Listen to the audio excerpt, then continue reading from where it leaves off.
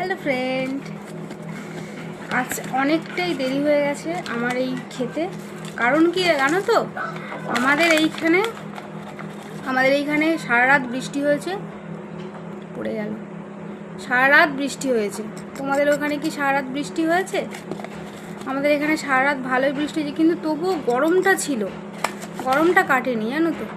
আর আমার না এখন এই অবস্থা, বড্ড গরম লাগে।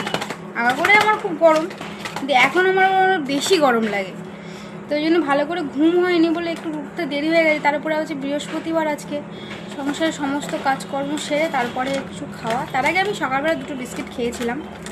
এখন বাজে তোমার ওই 9:30 মতো, ঠিক আছে। তাও আমার কাছে অনেকটাই দেরি হয়ে গেছে। আমি 9টার মধ্যে দুধটা খাওয়ার চেষ্টা করি, ঠিক আছে।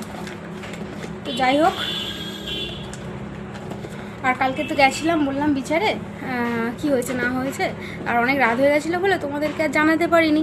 তো আজ দুপুরে 1টার সময় একটা ছোট্ট ব্লগ আসবে, তোমরা প্লিজ সবাই দেখো, ঠিক আছে। আর তার সাথে সাথে আমার প্রেগনেন্সির কিছু কথা তোমার সাথে শেয়ার করেছি, সবটাই দেখো কিন্তু প্রথম থেকে শেষ পর্যন্ত।